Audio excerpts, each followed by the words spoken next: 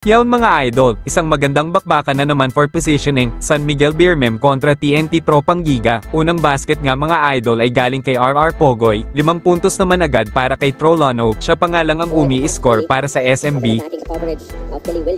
Mainit naman ang umpisa nitong si Lefty Mamba na agad may 7 points sa unang 5 minuto. Under 5 minutes remaining ay 8 pa rin ang hinahabol ng SMB, eto na at nagpapakilala na ang bagong Junmar Fajardo, pangalawang tres ni Junmar para sa conference na ito, importanteng game nga ito para sa San Miguel para makapasok sa semis, ano kayang diskarte ang gagawin ng isang coach Austria? Pinapangunahan naman ni Brian Heruela ang magandang shooting ng TNT, may 5 tres na nga sila sa first quarter pa lamang, natapos ang first sa buzzer beater na ito ni Jason Castro, 31-19, TNT by 12.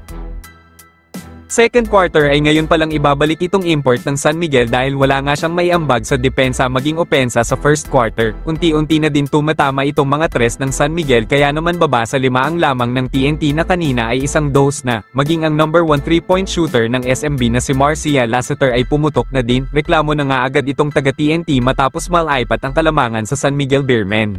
6 minutes remaining ay nagtabla ang laban sa unang pagkakataon, 41-all, napa-timeout naman ang San Miguel dahil balik na naman sa TNT ang lamang, grabe nga ang comparison ng dalawang import at eto nga ang isang rason bakit lamang ang TNT, napapasigaw na nga itong si RHJ dahil halftime pa lang ay may 20 points na ito, natapos ang second quarter 56-49, TNT by 7.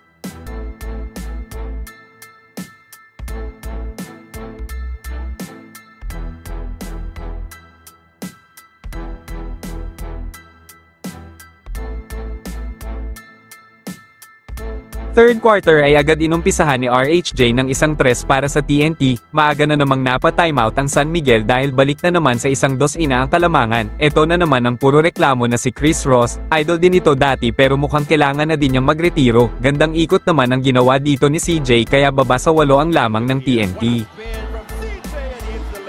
Hiyawan na ang mga fans ng TNT dahil 14 na ang lamang, mukhang makakapasok nga sila sa twice the beat advantage, tuwang-tuwa nga itong si Coach Chot dahil sa magandang nilalaro ng kanyang mga bata.